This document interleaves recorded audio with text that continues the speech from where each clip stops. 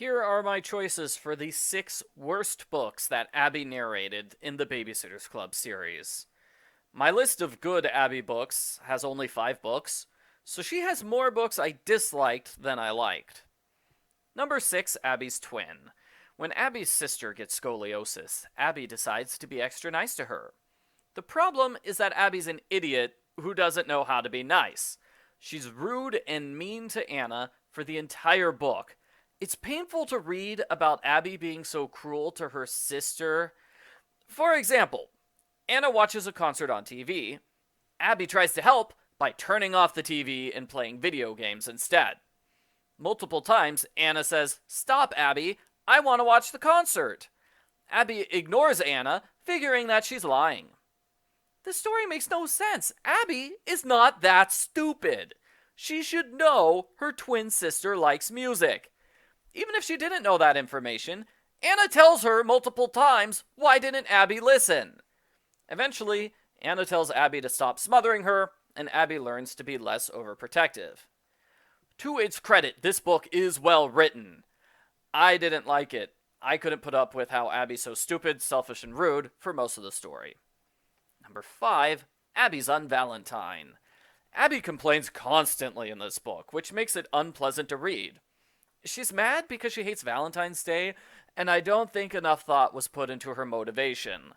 "Some kids laughed at me 3 years ago" is not enough to explain dozens of pages of angry ranting and being mean to her friends. Abby meets a nice guy named Ross, who also hates Valentine's Day. They bond over their hatred of romance and dating. It's actually kind of cute, until Ross completely changes personalities. He is so creepy. He becomes obsessed with making Abby his girlfriend. He follows her around, keeps giving her flowers and writing her poems. To make things worse, the other babysitters help him try to date Abby. It's just so bad. I didn't like it. Abby decides to help. Oh, it gets worse. Abby decides she's gonna help Ross get over her by setting him up with her twin sister. Yeah, Abby wants her stalker to date her twin. They even do a twin swap. It's just creepy and wrong. The book had some good ideas, but nothing seemed to work. It was just a series of misfires and lots of complaining. Number 4, Abby and the Best Kid Ever. This book is boring, that's the main problem. Abby's doing a project for Black History Month, but she doesn't know what the project will be about. She spends half the book wondering what she's gonna do. It's not interesting to see her struggle with indecision for so long. The book would instantly be improved if she picked the Underground Railroad as her topic at the very start. We have 2 chapters of foreshadowing for the next book in the series that felt like filler, but I enjoyed it more than the subplot about Sean Addison. Sean's angry and constantly yells at the babysitters. The babysitters feel bad because Sean's moving away, but he's so awful. I don't understand why they're gonna miss him. The main story is the return of Lou McNally. She is now terrified of upsetting her guardians. She has extreme overreactions to making small mistakes, like accidentally spilling water. It is so extreme, I thought she was a child abuse victim. Lou's brother says outright Lou is afraid of being sent away to live with another family. Abby completely ignores this until the ending, where it's revealed Lou is afraid of being sent away to live with a different family. There are 2 other ignored stories with Lou, one where she becomes a prankster for a chapter, and one where she accidentally mistakes while trying to be helpful, sort of like that terrible Abby's Twin book. The stuff with Lou is inconsistent like that. It needs a rewrite. Number 3, Abby in Wonderland. This is another boring book. Both this and the previous book feel like the author was rushing to get something done before the deadline. So everything is a first draft. There was no attempt to improve the book with editing or rewrites. I do think those 2 books could be saved with a rewrite. They're not that bad. You could reduce the first half of this book to 2 or 3 chapters and miss nothing. That's how much of it is unnecessary to the overall story. Abby's grandmother is throwing a costume party. Abby sees her grandmother has a pamphlet about breast cancer. Abby mistakenly assumes her grandmother is dying. She spends half the book getting upset over it. She doesn't talk to her grandma, though. That's out of character for Abby. She'd normally talk to her grandma right away. Instead, the forced misunderstanding is dragged out as long as possible.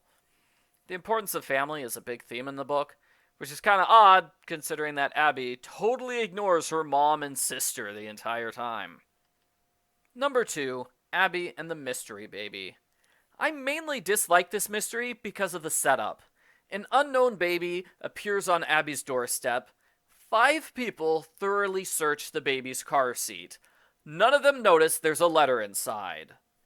I'm sorry, I cannot believe 5 different people all overlooked the big obvious clue that solves the mystery. It's not realistic. Abby's mom finds the letter and reads it. Abby's mom lies to everyone for weeks about the baby. There's no good reason for her to lie to everyone. You know what would have happened if she told the truth at the beginning? Nothing!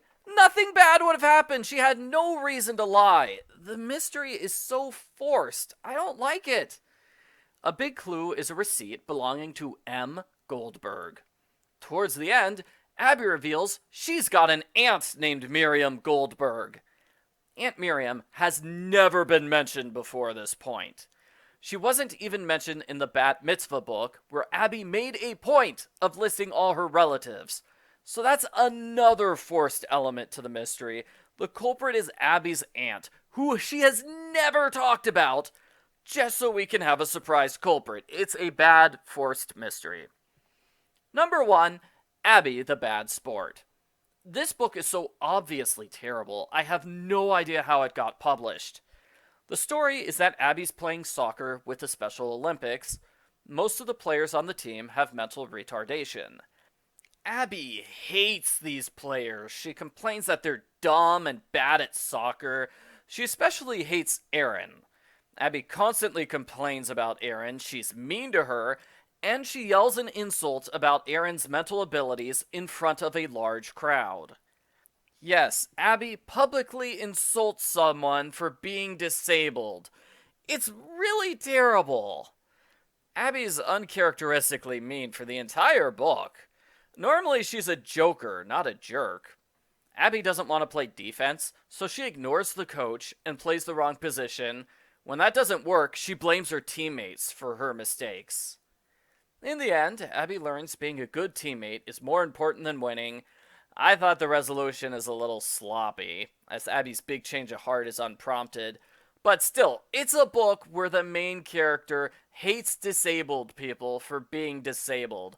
I can't believe they published this book. That is a terrible premise for a book. That's why I say it's the worst Abby book ever.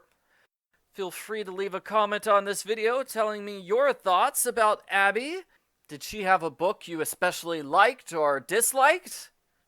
Thanks for watching my video, everyone, and have a wonderful rest of your day.